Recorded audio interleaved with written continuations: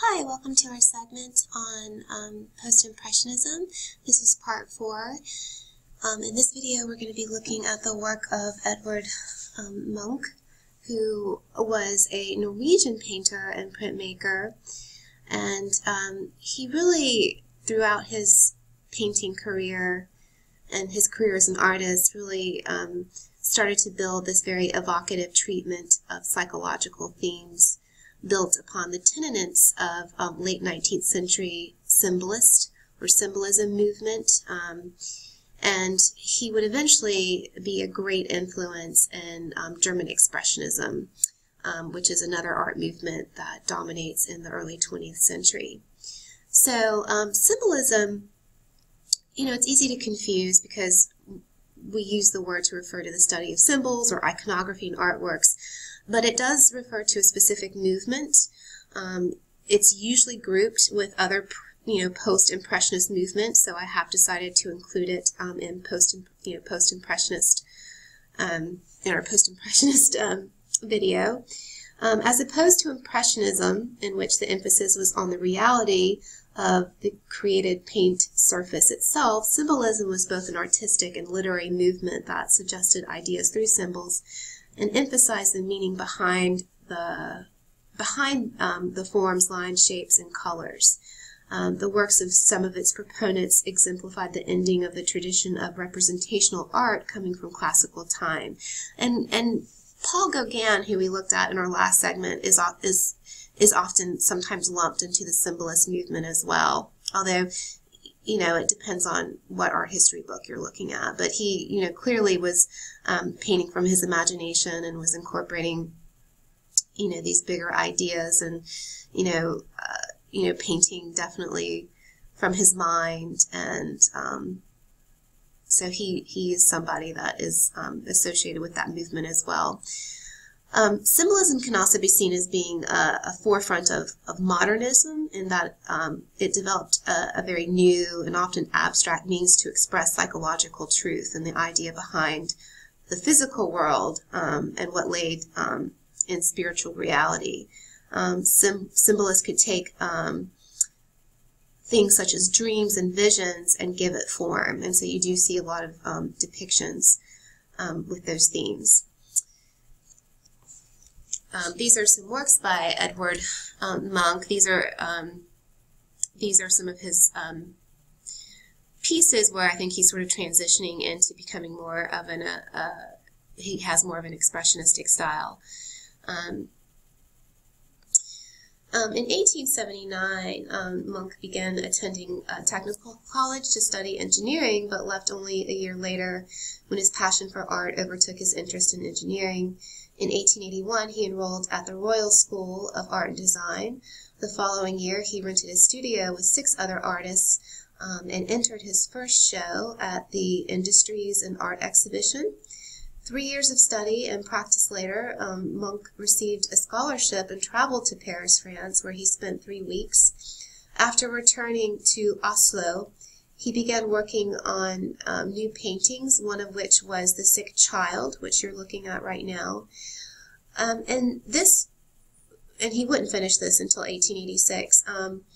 And this was sort of the pinnacle work that we start to see Munch's break from this sort of realistic style, and the painting does symbolically capture intense emotion on the canvas, specifically depicting his feelings about the death of his sister nearly 9 years earlier.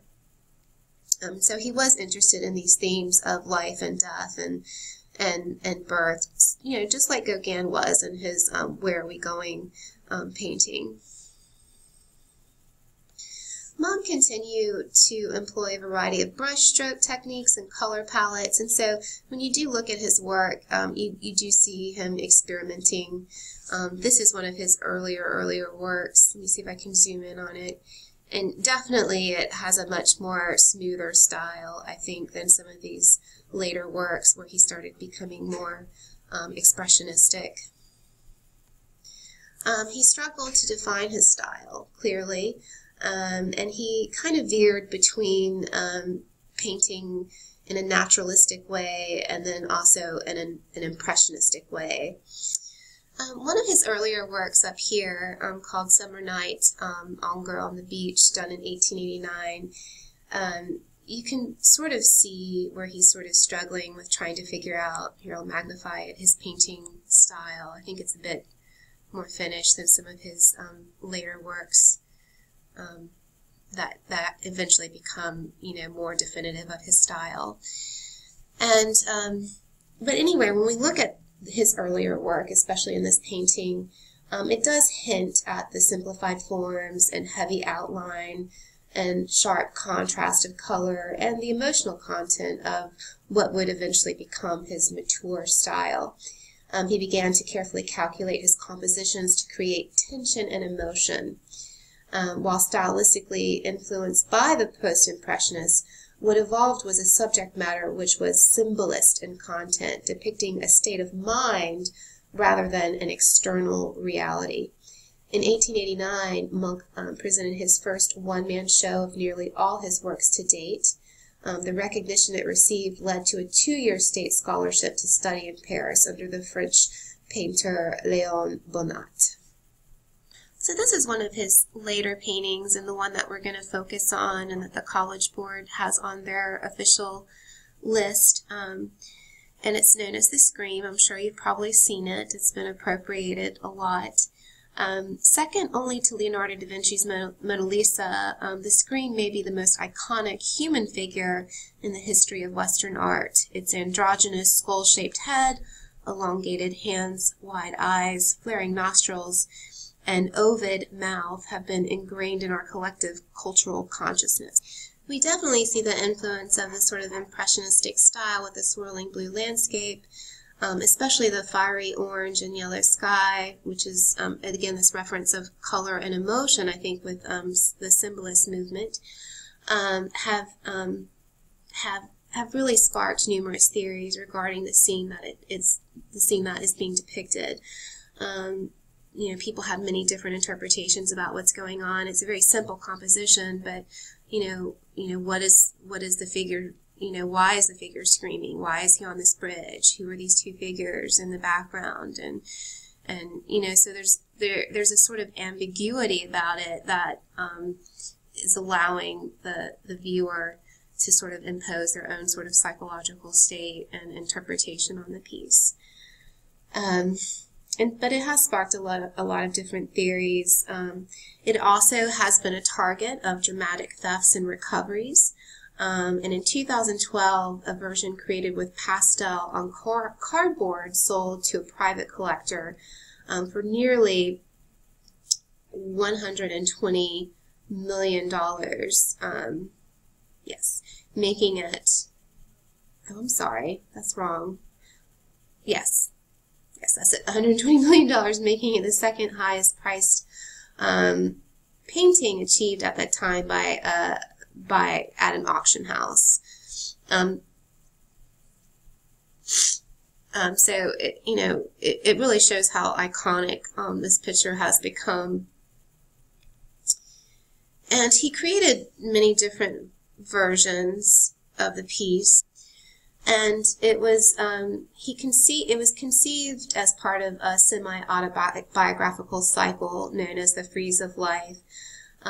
This Scream's composition exists in 4 forms. The first painting done in oil, tempera, and pastel on cardboard in 1893, which is located at the National Gallery of Art in Oslo. 2 pastel examples, 1893, also at a museum in Oslo, and another one in 1895, which is located in a private collection. And a final tempera painting, which was done in 1910 and is located at the National Gallery of Art in Oslo. Munch also created lithographic versions in 1895. The various renditions show the artist's creativity and his interest in experimenting with the possibilities to obtain across an array of media, while the work's subject matter fits with Munch's interest at the time in themes of relationships, life, death, and dread, and sort of this anxiety. And I think, with the 19th century and all these, the Industrial Revolution and all this progress being made, it did create quite a bit of anxiety that people in earlier times didn't suffer as much. And so, it makes a lot of sense that this sort of movement would be born out of the 19th century. So, for all its notoriety, the Scream is really a simple work in which the artist utilized a minimum of forms to achieve this sort of idea of maximum expressiveness. It consists of three main areas: the bridge, which extends at a steep angle from the middle distance at the left to fill the foreground, a landscape of shoreline, probably Lake Fjord, and hills and the sky, which is activated with these curving lines in tones of orange, yellow, red, and blue-green. Foreground and background blend into one another, and the lyrical lines of the hills ripple through the sky as well. The human figures are starkly separated from this landscape by the bridge. Its strict linearity provides a contrast with the shapes of the landscape and the sky. The two faceless, upright figures in the background belong to the geometric precision of the bridge, while the lines of the foreground's figures' body, hands, and head take up the same curving shapes that dominate the background's landscape. And so you do have this juxtaposition of sort of these rectilinear lines and then these elements of curves. So here you have these very upright, rigid figures on the bridge, and then here the figure in the foreground really does sort of flow and intermix with the curvy lines of the landscape and the sky. The screaming figure is thus linked through these formal means in composition to the natural realm, which was apparently Munch's intention. A passage in his diary dated January 22nd, 1892, and written in Nice, contains the probable inspiration for the scene as the artist remembered it. And this is a quote: "I was walking along the road with two friends. The sun went down. I felt a gust of melancholy." That means sadness, if you're not sure what that word is. "Suddenly the sky turned a bloody red. I stopped and leaned against the railing, tired to death, as the flaming skies hung like blood and soared over the blue-black fjord and the city. My friends went on. I stood there trembling with anxiety, and I felt a vast, infinite scream through nature. The figure on the bridge, who may even be symbolic of Munch himself, feels the cry of nature, and the sound that is sensed internally rather than heard with ears. Yet how can the sensation be conveyed in visual terms?" And that really is what I think symbolist artists were struggling with, and really what they wanted to convey. I mean, instead of looking at a scene and trying to depict it naturalistically, or looking at something objective, they really were trying to figure out how to visually communicate these ideas that we have in our head, and our feelings and our emotions that are ambiguous and not straightforward, and how do you visually communicate that? And so I think that's one of the main conventions of symbolist art. And I really relate to this painting, even if we didn't have the letters. I mean, it is nice that we have these written letters by artists to archive, so that we can get a better sense of what the painting or what the artist's intention was. But definitely, I think people looking at this picture, it has a universal quality. This fear, anxiety, dread. I definitely, I feel like in his quote, he was describing a panic attack, and I've had those before. And so I definitely think he was very successful and really touching on, visually communicating sensations and feelings and emotion that aren't observable. And so I want you to think about this idea of sensations. There's a term called synesthesia, or the union of senses, which this is something that Munch was experiencing. And this is the idea, for example, that the belief that one might taste a color or smell a musical note results in visual depictions of sound and emotion. As such, the scream represents a key work for the Symbolist movement, as well as an important inspiration for the Expressionist movement of the early 20th century. Symbolist artists of diverse international background confronted questions regarding the nature of subjectivity and its visual depiction. So if you don't know the difference between subjectivity and objectivity, please look those up, and I think I actually have those as vocabulary words. As Munch himself put it in a notebook entry on subjective vision written in 1889, it is not the chair which is to be painted, but what the human being has felt in relation to it. So again, this sort of unobservable feelings and sensations, and not just recording the object or the scene. Since the scream's first appearance, many critics and scholars have attempted to determine the exact scene depicted, as well as inspirations for the screaming figure. For example, it has been asserted that the unnaturally harsh colors of the sky may have been due to volcanic dust from the eruption of Krakatoa in Indonesia, which produced spectacular sunsets around the world for months afterwards. This event occurred in 1883, 10 years before Munch painted the first version of the scream. However, as Munch's journal entry, written in the south of France, but recalling an evening by Norway's fjords, also demonstrates the scream is a work of remembered sensation rather than perceived reality. Art historians have also noted the figure's resemblance to a Peruvian mummy that has been exhibited at the World Fair in Paris in 1889, an artifact that also inspired the Symbolist painter Paul Gauguin. And then apparently there were some other mummies. You remember there was this period of archaeology during the 19th century that took place and exploded, and so, you know, definitely these artifacts play a role in influencing artists, and so I think there was some mummies displayed in Florence as well. While such events and objects are visually plausible, the work's effect on the viewer does not depend on one's familiarity with the precise list of historical, natural, or formal sources. So again, you don't have to be an expert in art. You don't have to know, you don't really have to understand the formal qualities of art to relate to this picture. Munch sought to express internal emotions through external forms and thereby provide a visual image for a universal human experience.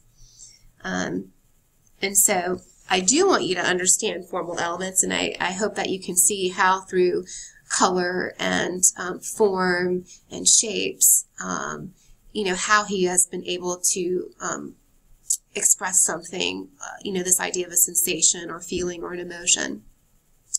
So that concludes our segment on post-impressionist art. And as usual, please try to review the Khan Academy videos associated with any of the works that are listed in this segment. We will be looking at 20th century art, and we will be looking at Art Nouveau, Expressionist, and Fauvism, and some really wonderful artists like Matisse as well in the next segment. So stay tuned.